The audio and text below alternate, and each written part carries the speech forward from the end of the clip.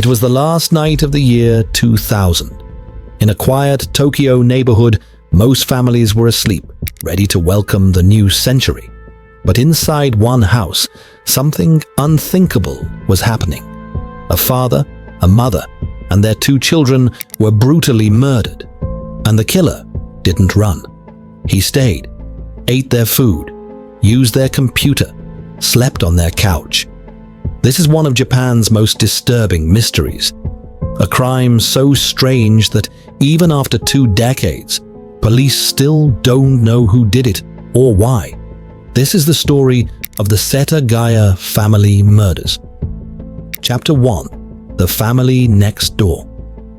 The Miyazawa family lived in a quiet suburb of Tokyo, in a neighborhood called Setagaya.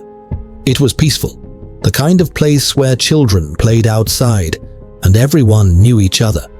Father Mikio Miyazawa, 44, worked for a marketing company. He was calm, polite, and loved his family. His wife Yasuko, 41, was a kind and gentle woman who worked as a teacher.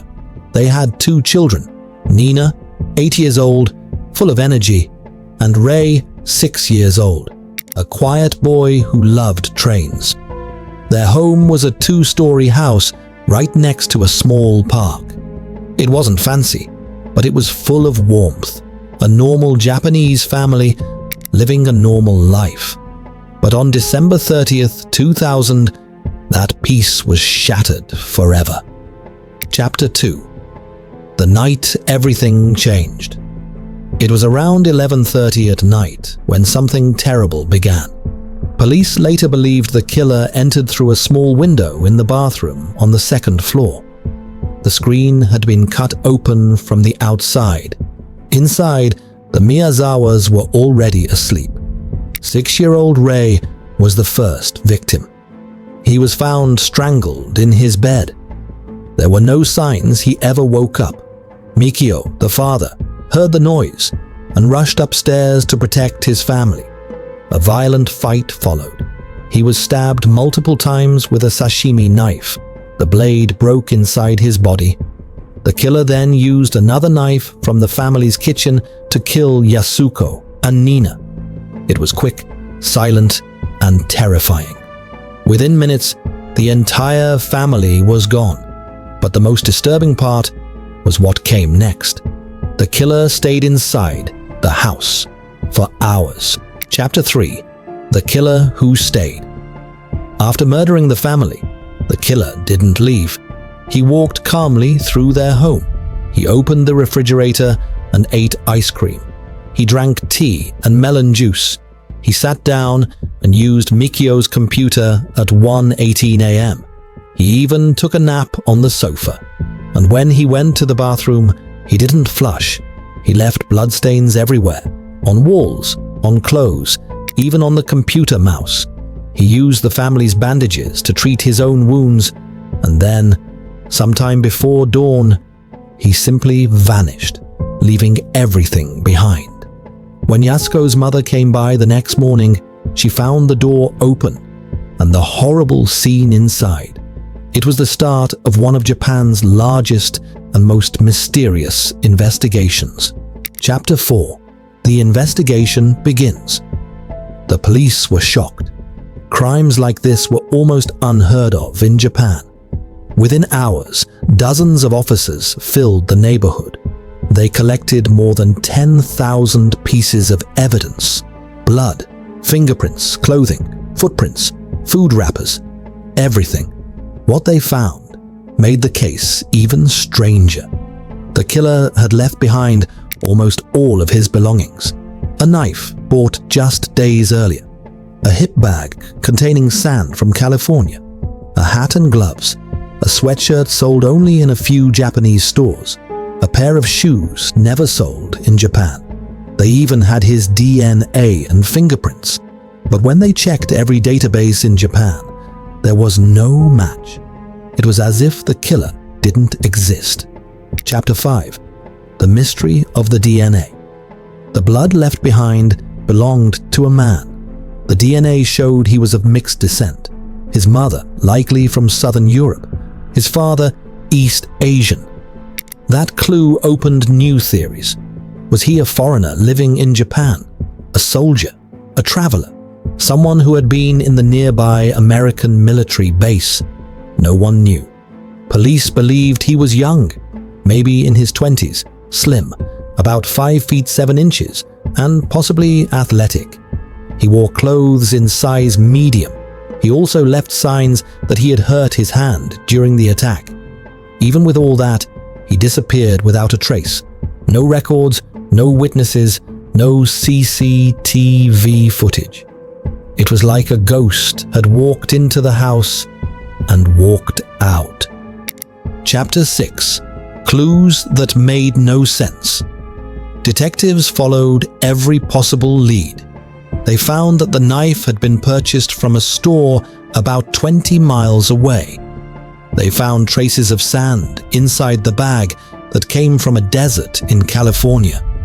They even discovered that the killer used the family's computer to connect to the internet around 1:18 a.m.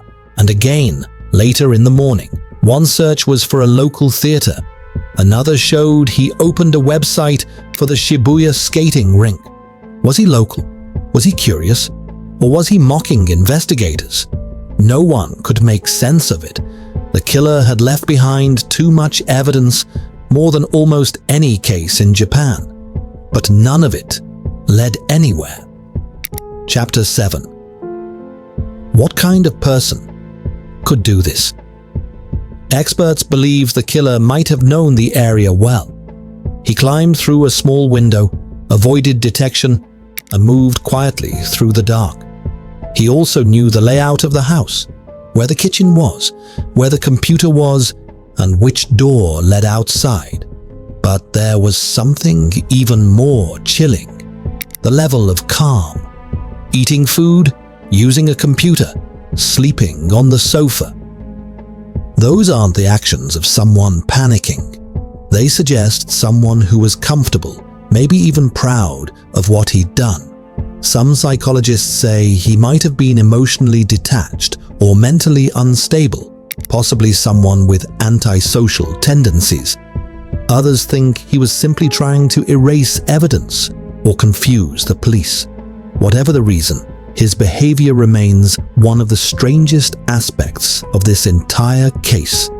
Chapter 8. A neighborhood in fear.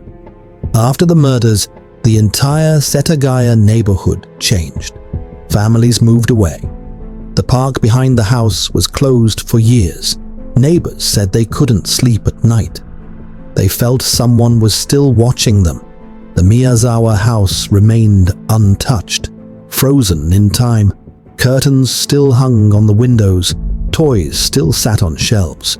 It became both a memorial and a mystery, a symbol of fear that Japan couldn't explain. Every New Year's Eve, officers returned to the home to place flowers and renew the investigation. For them, it's personal. No detective wants to retire with this case still unsolved. Chapter 9. Why can't it be solved? Forensic technology has improved, but the trail remains cold. The DNA was clear, but no one in Japan's records matched it.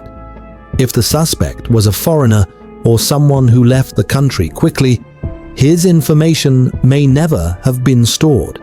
There were no fingerprints in any international database, no missing person linked, no other crimes with the same DNA. Over the years, police have investigated thousands of leads, from military links to local gangs, but each one ended in a dead end. And after 2 decades, the motive is still unknown. Was it personal revenge, random violence, a mental breakdown? No one knows. And maybe that's what makes it even more terrifying. Chapter 10. The human cost. For the surviving relatives, time has not healed the wound. Yasuko's elderly mother, who discovered the bodies, still visits the house every year.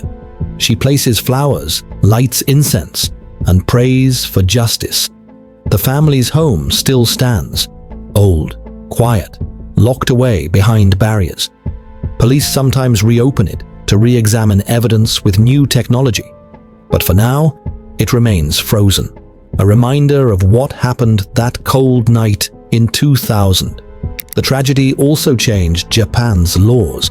Because of this case, Japan removed the statute of limitations for crimes punishable by death.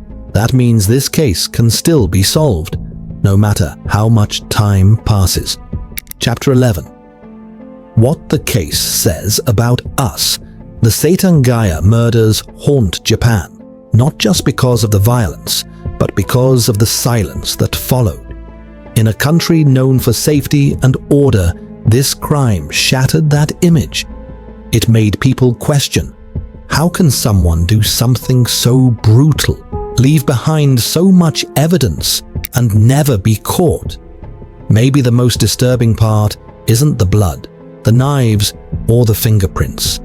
It's the fact that this killer could still be out there, living a normal life, maybe with a family of his own, walking the same streets as everyone else.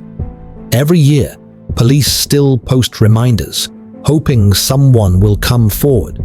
And every year, the public remembers the Miyazawas, a family who did nothing wrong, caught in a nightmare no one can explain.